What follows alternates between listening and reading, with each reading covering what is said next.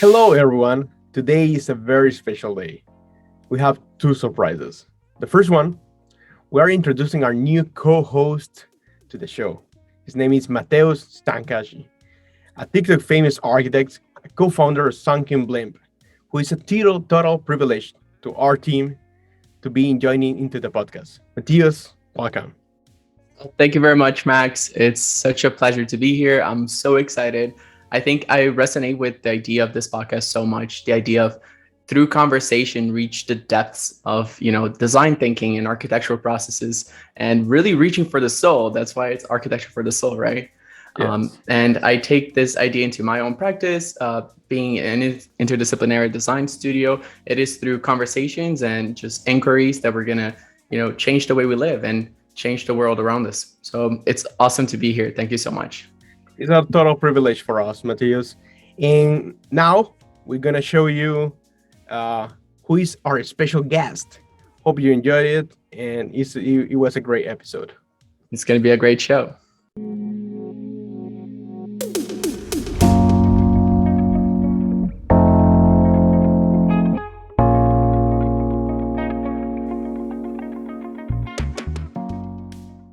Welcome to everyone to Architecture for the Soul podcast. Today we have a very special guest.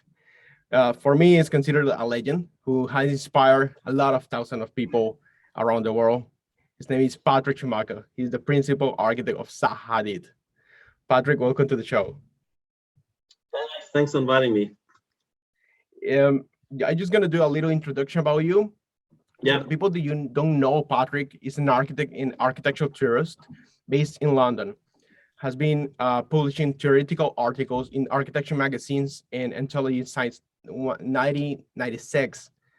Basically, is the year that I born. So it's 25 years ago. That's huge. And also, he's the principal of Zaha Hadid Architects, aka the best studio in the world. Patrik, it's great to connect with you. We haven't spoke from the last time that we share in Honduras. How is everything in Zaha Hadid during the pandemic? We've been doing very well. We've been growing number of people. We've been growing turnover, projects, profit. Everything is fine. Most of us are still working from home through the pandemic. So we discovered that it's quite productive. We are renovating our offices in London to make it more of a social space, gathering spaces, exhibition spaces. And we consolidated. We had two buildings before. We're now consolidating, renovating, and so on. So sometimes going back, some of us are back in the office, but I'm mostly still working from home. So that's why you see our virtual background. This is a building which is under construction in Moscow at the moment. All right. So the pandemic has been good for you guys. It has been good for the business, yeah. And but it's most of it is in Asia, so it's a little bit worrisome that we have all our eggs in one basket nearly. Yes, I actually have a question regarding your background.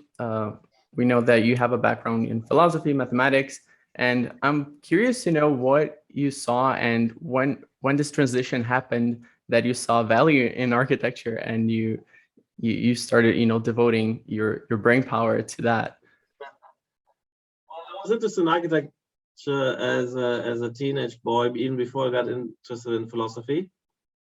But then I was developing. I mean, as I fell in love with the works of Mies van der Rohe, Barcelona Pavilion, and there was some nice books and also a nice film, Crown Hall and the National Gallery in Berlin and so on. So it was my first love with architecture. And then I became intellectually more interested, and I had to develop my intellect first before I applied to the world. I wasn't not sure if I wanted to become a, let's inverted commas, professional philosopher and spending my life with books and writing and so on, reading. So I migrated out. Actually, I was studying very intensely, as you know, both mathematics and mostly philosophy. And I fell in love with the work of Ludwig Wittgenstein, philosophy of language. And he actually moved out from philosophy into architecture too, by the way. So I'm not the only one. And but I kept the lifelong further self-study and interest in philosophy, particular social philosophy, political philosophy, economics. I've been invested a lot in that recently. My initial philosophy was more philosophy of science, epistemology, logic. I discovered then more and more, and recently I've been writing about this in some of my books and articles and lectures. There's this kind of congeniality of ordering categories, intellectual ordering categories, and systems of order, let's say, classification systems. They actually derive from spatial ordering. Classifying means that you kind of group things and subgroup and nest groupings. So you build a kind of matrix of, it actually derives directly from what you do in agriculture or in animal husbandry, where you have, or in order the various social group into parts of the village and in sub-compartments, whether you classifying and grouping as these operations are and ultimately spatial operations, and spatial diagramming has been at the root of formalisms, which become at the foundation of nearly all formal systems of thinking in mathematics, and as I said, network theory, which also then becomes social network theory. But it's a very generalized tool. And what is interesting also, innovations, let's say, if you go from let's say set theoretical constructs, and traditionally it's more nested relationships, then you have intersection and overlap and subtraction and booleans coming in, that becomes more complex logics. But then as you move from hard-edged sets to fuzzy sets, where the belonging to a set is in the relationship of more or less, and also you belong to multiple sets more or less, then you're getting into a spatiality, which is the spatiality of parametricism, and that ties in with the contemporary logic, let's say fuzzy logic, which is really important for the more powerful, let's say, logic systems and AI systems. And it's the same with networks, neural networks, and so on. So there's some fascinating lineages and intersections between architecture and philosophy, logic, systems of thinking. And the other thing I'm always interested in language, and how important languages are, and grammar-based languages. Mm-hmm. And we have to also realize that language co-evolved also with spatial ordering systems, to labeling these classifying structures, but also that the built environment and the world of artifacts is a powerful language itself, so that all human cultural environments and spatial environments are highly information-rich semiological systems. So my interest in semiology and architecture as systems of communication, spatial visual languages, is very important. And these are insights you get out of philosophy. Let's say the philosophy I've studied and the 21st century philosophy had become largely philosophy of language. There's the importance of language, but what is missing in the philosophy of language is actually this reflection on spatial visual languages. They're focused on verbal languages. So what I've come to is some deep philosophical insights out of being an architect, philosopher, and bringing that into philosophy at large. And I think it shows in the work, using language. I hope so. I mean, and of course, for me, there's a dialectic between spatial order, social order, and conceptual order. And conceptual order is, of course, integrally aligned with, because our social order is of course dependent also on us conceptualizing and classifying, but all of that we depend also on having spatial distribution and clustering and nesting, and doing that also as a set of mental operations. Mm-hmm. So that's one of my themes. And the other thing, which is I think very important in terms of the philosophical research, let's say, is sociology and economics. To understand that we have to embed the theory of architecture, in particular to guide the contemporary architecture in its, let's say, repertoires, morphology, stylistic categories and values, has to fit in with the development of world society, with the development of civilization, and that's one has to understand a social theory, the theory of society, of contemporary society. If you don't have and that's, beyond philosophy, that's the social sciences, sociology, economics. That's very important for me to guide the discipline so that we know we are, as architect experts and theorists, it's our task within the World Division of Labor to upgrade and congenially evolve the built environment so that it facilitates that fits into the general progress of humanity and of civilization, and that's not always fully understood. I think there are a lot of movements and tendencies within architecture which I would call regressive. There is not congenial to the technological age, not congenial to the new dynamism and in social interaction scenarios, new forms of urban living which we should aspire to. And there's a lot of architecture out there which is kind of jarring and puts a brake on this progress, because people don't understand social societal dynamics. They think that architecture remains independent of that, and they just go with what they think is humane in an ahistorical way, or they go with what but if architecture needs to be contemporary, yeah. If architecture needs to be contemporary, right, to the innovation that is happening right now, considering that buildings per se, they last a while, even though they're not, forever, they last a long time. And if we're thinking that generations now are growing more exponentially than they were, in the 16th, 17th century, of course, it's a long distance comparison, but every generation now shows a completely different sets of needs. I say completely, not completely, but you understand what I mean. It's changing more. And it's not because it's a new generation. It's because the civilization evolves, technologies evolve, forms of sociality evolve accordingly, ways of working and career development, living together, all of that is evolving. That's part of an overall, let's say, development of prosperity. I believe in the end you have to look at productivity advances and the prosperous life. Let's say I call it material freedom. Yeah. That's whatever works best for that, because that gives everybody the freedom to have more time and energy left, and more feels empowered to be in the world and is not kind of oppressed by the drudgery of eking out a kind of poor and insecure living with hours and hours of hard and difficult work. That's very oppressive.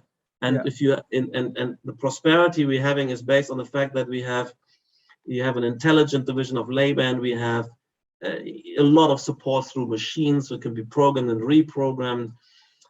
We have we can conquer the kind of oppressive materiality. A lot of us can live and live and learn until their mid-20s before we actually get into the production process, and some of us are even able to exit quite early and again enjoy the luxuries of life nearly without much pressure. But even work itself becomes less pressured and oppressive. It's highly self-directed. It's not so physically demanding, and we can follow our creative inspiration. So it actually becomes a pleasure. It becomes not a disutility. It becomes not a drudgery. It becomes actually something inspirational. So then you have a win-win situation. But of course, that's all based on having that productivity, which takes care of a lot of those issues. If you can have a kind of robotic container ship with with a very small hand of staff shipping a massive cargo across the globe, and these are this and you can see this kind of robotic port machinery, and then you have warehouses with Amazon, and what we just have to do, we have to kind of sit at home and click and get spoon fed with things which the whole production machinery from the world will come, and then we fancy a holiday and we book a flight 3 minutes before takeoff, and then we off to somewhere, having 3 movies and 2 meals on the way, and pop out elegantly, etc. And already the Uber is lined up to bring us to an Airbnb, whatever. So that's the kind of, you can see how elegant and life can be. That's what drives everything. But in order to have that running, we need a lot of things need to be coordinated, need to be integrated, and we need to have a lot of information flow, a lot of communication, a lot of science, and we need also kind of legal structures and property systems and all of that. We need a world division of labor and that's what I call the network society, knowledge society makes this possible, and that determines also the way of life in the end. There's a certain type of city which helps to generate that. I mean, cities like London, for instance, cities maybe like Sao Paulo, they are kind of hubs for that for that empowerment to be generated. I think that I would like to go a little bit in the past. I remember when I met you, we was here in Honduras, and I drove you to one of the walls in my university, and it was the Zaha face in that wall. Do you remember that time? And I remember the first thing that you said, it was "my friend." And you was moved, and I really remember that moment, because I say, wow, Zaha was a very special human being for Patrik. What was Zaha in your life? Or who is she's Zaha a massive in your inspiration. life? Actually, I was a student in Stuttgart University. I just finished my philosophy and has shifted into architecture, and I saw these drawings, and they that contrasted quite a bit with the relatively dry and technical curriculum I had to kind of go through at the time. And so it was a true inspiration, the intensity, the complexity. I was intrigued, and how this could be a new vision of urbanity, of city life, of architectures with many voids and levels. I mean, we're still doing this behind ourselves. We have, where the space of flying, where you have things above, below, and all around, and it's free-flowing layered space. She already had it in the early sketches of the Peak, for instance, where this void was carved out between the buildings, embedding into a fluid landscape. Fantastic intuition. So, and the complexity of the drawings at the time, I mean, there was no computers ready for everybody. It was clearly a kind of moment of intensity, excellence. So I was gravitating towards London, and then joined the firm when I was still a student. And then we became very close friends, and we developed the firm together further on. This is a wonderful story, and it's amazing that genius into sets of intuitions she had, and the way she burst onto the scene as still in her 20s, late 20s, when she won that Peak competition, or early 30s rather, and she had just started her firm and could win against all the main architects of that era, just through a kind of compelling vision of a new type of space. And I think it was very congenial to what happened in the 80s.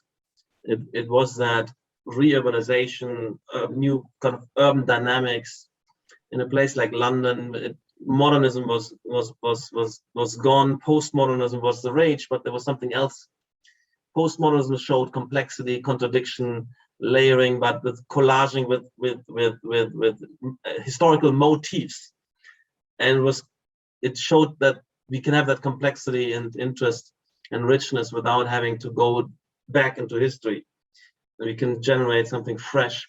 Anyway, it was very inspiring, and it's a long haul. I mean, later on we discovered that what we're trying to do with drawings, we got into curves. That when I started in the mid 80s, let's say 88, we were beyond that early set of images into highly curvilinear stuff, but all handwork. Mm-hmm. At the time, we discovered that computers could be very, very helpful to empower us, and we started in the late 80s, early 90s to integrate computational, for modeling, sketches, etc., and 3D, because everything was 3D. Nothing was conceived through plans. Everything was 3D complex compositions, and everything was developed through perspective. So it was a natural to go into using digital tools, and then a few days later, the spline was discovered, and was something that, oh God, all of our drawings are only using splines, and now but finally we get much more quicker into it, and then go to splines to NURBS, and on and on and on. So it was a kind of a roller coaster ride, and we didn't get much done in terms of real building. I mean, there was Vitra and a very small other building. So for the first literally 12 years of our collaboration, there was we only started after over 12 years I was there, and for her it was a full-on 20 years of research and sketching and making projects before we suddenly broke through and had a number of wins which we could start building.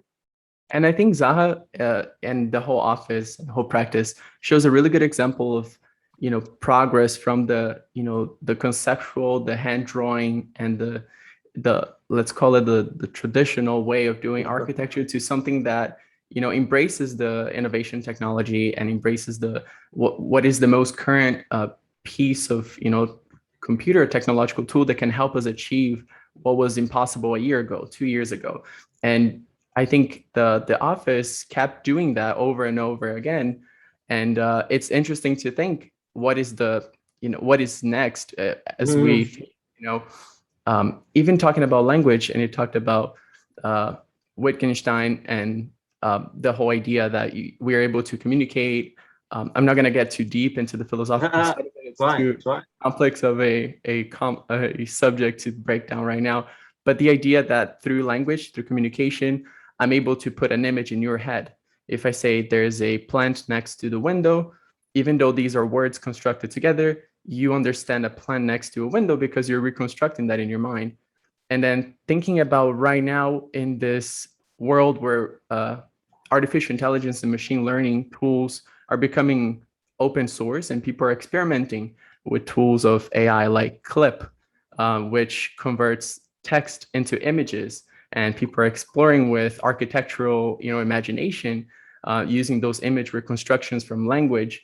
I am curious to know what you think, in the work of Zaha, you guys see artificial intelligence applied to architecture and the future of architecture, embracing this new technology. Yeah, absolutely. I mean, the technology is very liberating, and we first integrated. We had already the desire for complexity, for using curvilinearity to make complexity more legible. And then, as the tool came in particular, when we went into parametric modeling and algorithms and generative algorithms, and more recently, more simulations, which integrates a lot of engineering intelligence, and at the same time makes the repertoires more expressive. Now, recently, in terms of, I believe a lot in genetic algorithms, evolutionary algorithms for generative form finding and form making. I mean, by the way, Otto has been a great precursor of that, some of that in terms of form finding. And actually, I was a student with Frei Otto in Stuttgart. I mean, I was witnessing his lectures and his institute at the time, but then I forgot about all of that, and it came back, and maybe 10, 15 years ago, or nearly 20 years ago, rediscovered the importance of that. And the recent advances in various AI techniques are fascinating. And I think we need to use all of that to generate the next stage, because the problem of integrating many different demands and complexities in the built environment, we having developing our own suite of simulation tools for social interaction processes in environments, and there we have kind of gaming AI to understand how people might behave and the way they are social processes are structured and framed and guided by built environments, but also in terms of the generative aspect. I've been recently looking at it's at the moment a lot of it's image based, and the generation of new versions of a particular category of element of a style transfer, hybridizing different sequences of let's say image categories to generate and creative new images, and to make them with a lot of veracity, with a lot of photorealism nearly. So there's a lot we can look at and learn, and we're thinking at the moment about how that could be translated into and disciplines into more three-dimensional production, let's say workflow and methodology. But even on the image generation, is fascinating. We're doing a collaboration, starting a collaboration with Graphic Anadol, who's been pioneering on that. Then use these images as inspiration for design and 3D modeling. But there's also some people working on using these kind of techniques for a direct 3D data set feeding into neural networks. That's one way where you base yourself on a data set. There's other forms of AI which are more, and machine learning, which are more generative synthetically, not relying so much on a pre-existing catalog. And we're also interested in those. It's because AI there's an element of the generative, but there's also the element of performance testing and sifting and selection, which is very important, where we need a lot of support and a lot of our intuitive let's say capacities to appraise things, how we can automate that. For instance, concerns of legibility, how you can orient in a complex scene. Can we train up AI systems to guide us, to help us to churn and select. It's not only generate, but select, test and select high performance versions. So that field of research is very open-ended. We're just scratching the surface in many ways, and it's not easy. I mean, we have a number of research teams. They're cracking on a number of fronts, and we're making some progress. And I would have wished that the discipline wakes up to this more. There's a movement and there's some investment, but it's only a small subset, small portion of the whole industry, of the field who is congenial to that, unfortunately. So that's why it's important to have to disseminate, to throw out ideas, and hopefully they catch on, and we get a bit more critical mass of contribution, because then these things will flow much faster. Yeah, and I know a lot of this contribution, at least coming from you, comes from this relationship between Zaha and the DHL. The teaching and the practicing, which forms this culture of innovation and exploration, and then the grounding into like the actual what is possible today, and making using this experimentation to make the impossible. And I think that's very important. So the relationship with the AI has been a kind of blessing. I hope for the AI as well, but for us for sure. And so what's so nice about it is, I mean, if you develop in a business firm which is highly competitive, we face new tasks, and we are lucky we have many different tasks around the world, but the time frame is very short. So we have 4 weeks, 6 weeks, crack on, and so not enough time to be radically innovative. We always try to find some aspect very innovative, but a lot of this also relies on the fact that we have at AADRL, for instance, we have a whole year or 18 months and actually several generations. Sometimes we have a theme, and exploration runs over three or four, or sometimes 5 generations, whether that's pragmatic urbanisms or it's responsive environments and creative environments, and recently I'm working a lot on the metaverse and integration of virtual and real spaces. So there's a lot of luxury to have that and to build it up, and then to see the problems, to see the opportunities, to skill up the teams in the meantime, and then to have something new ready. For which we can then apply to competitions or to a new building, to project. And we've done that for many years, whether it's to explore more skeletal structures, exoskeletons, or whether we're looking at shell and tensile structures. These are all repertoire expansions for Zaha Hadid Architects. Now we're looking at, let's say, kinetically transformable systems, and recently we're looking at virtual environments and so on. So we wouldn't, without that symbiotic relationship, we probably couldn't have done that.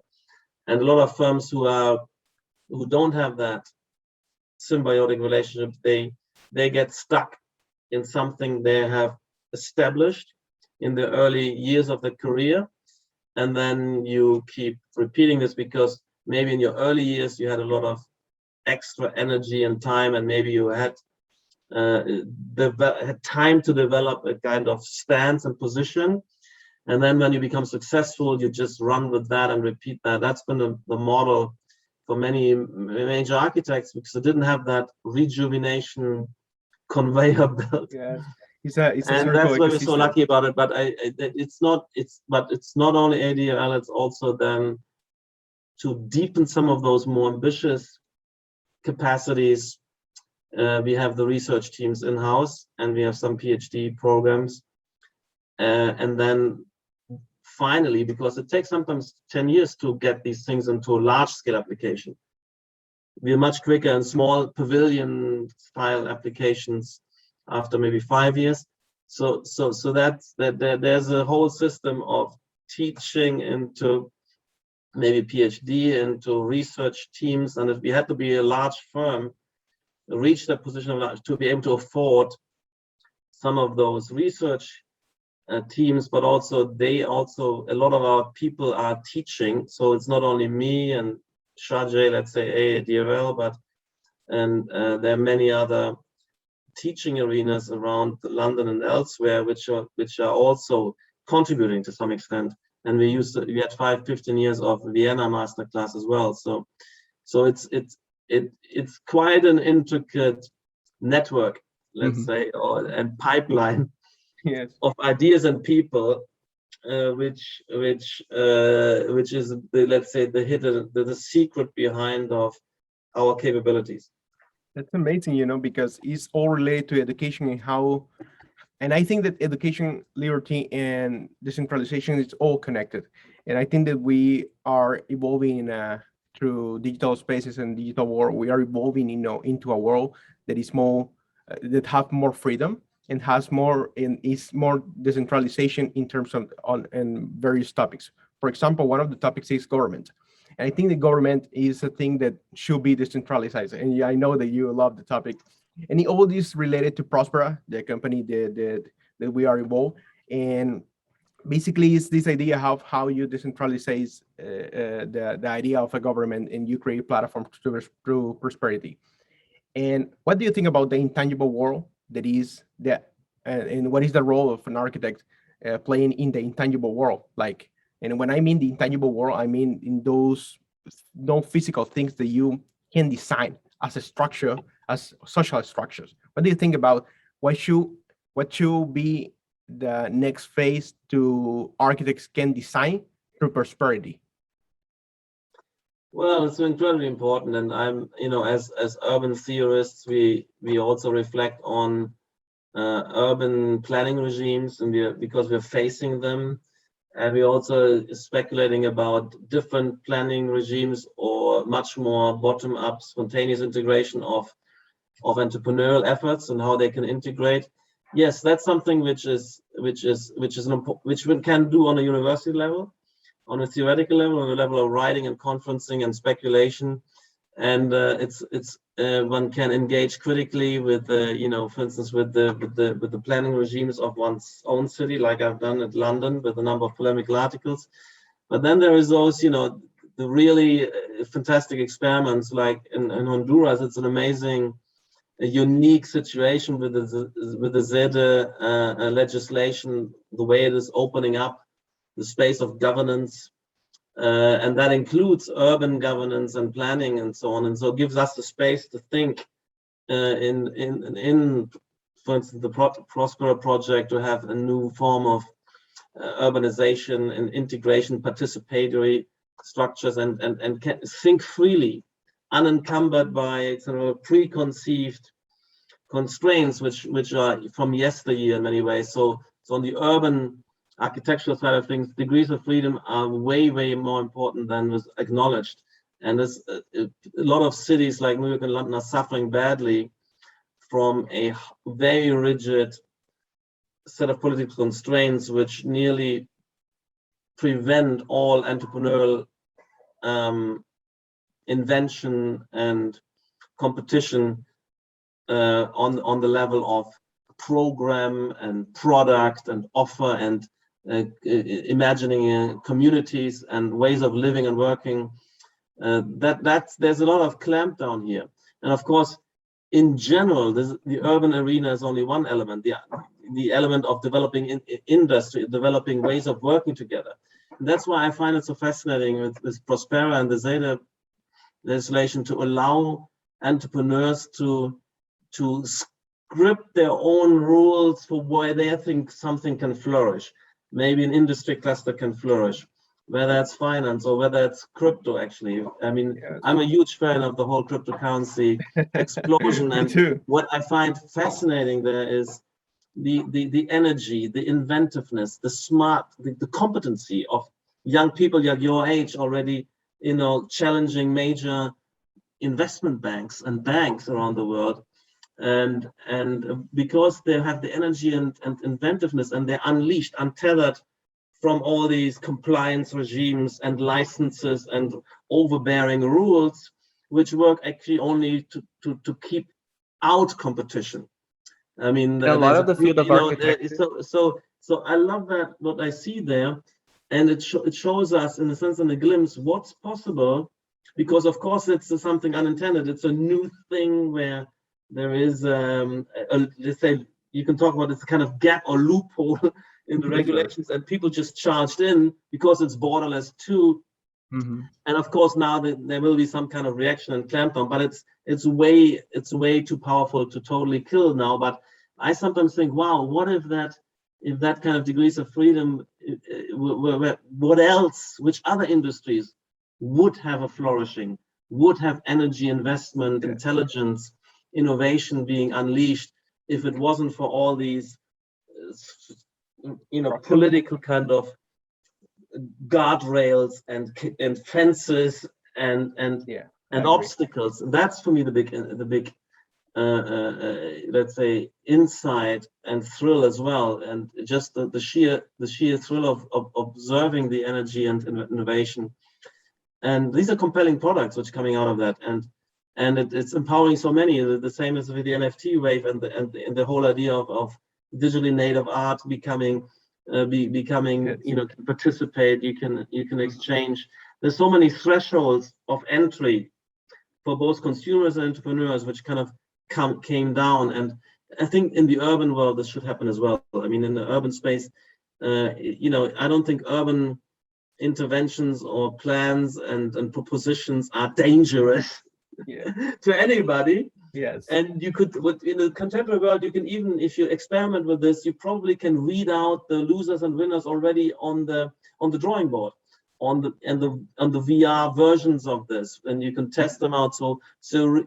But nobody would do something if it was already precluded by the kind of downstream planning constraints. And there's been so many beautiful new things like co-living, for instance.